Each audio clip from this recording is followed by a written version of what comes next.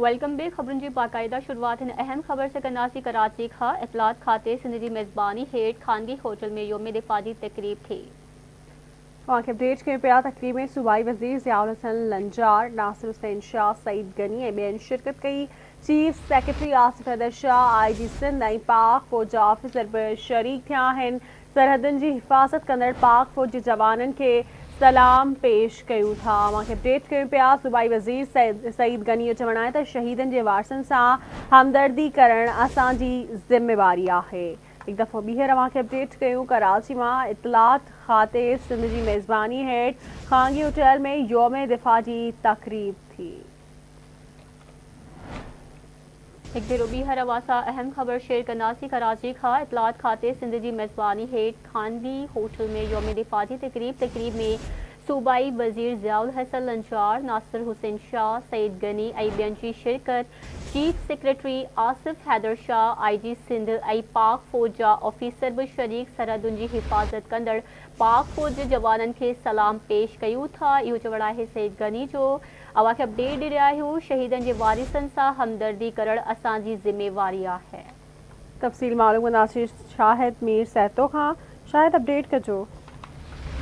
जी बिल्कुल।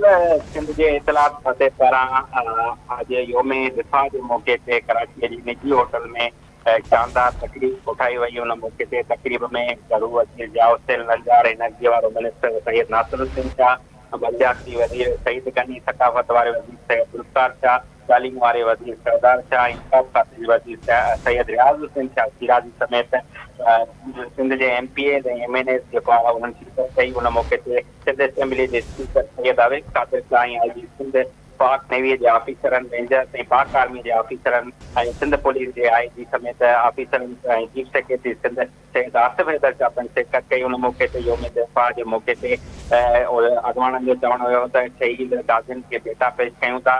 उन्हनि पारां ॾिनल कुर्बानियूं जेके आहिनि उहे हमेशह यादि रहंदियूं। 65 वारी जंग में शहीद थियल गाज़ियुनि जी कुर्बानी ऐं जानियुनि जे नज़राने खे कॾहिं विसारे नथो सघिजे। हिननि चयो त हिन जूं ॾिनल कुर्बानियूं जेके आहिनि उहे अॼु असांजे चेहरनि ते मुल्कूं सलामत रखे वेठियूं आहिनि। हिननि चयो त सिंध हुकूमत शहीदनि जे वारसनि सां हमेशह गॾाए ऐं हमेशह साथ ॾिनो आहे। उन मौके ते हिननि जो चवणु आहे त असांजा गाज़ी क़ौम जो असासो आहिनि ऐं मुल्क ऐं क़ौम जे दिफ़ा ख़ातिर पाकिस्तान जी फ़ौज पंहिंजो पाण बतौरे रही आहे। जंहिंजी ख़िदमतूं जेके आहिनि उहे सारा घुमियूं आहिनि। हिननि चयो त मुल्क दुश्मन कुवतुनि लाइ पाकिस्तान जी फ़ौज हमेशह तयारु आहे ऐं हमेशह मुंहुं तोड़ जवाबु ॾिनो आहे। मुल्क जी सरहदूं अॼु बि मज़बूत आहिनि। असां सभु दहशतगर्द कुवतुनि ख़िलाफ़ हमेशह विढ़ंदा आहियूं, लिकंदा रहंदासीं। जॾहिं त ठीक है, मेहरबानी अवां जी अपडेट करण लाइ।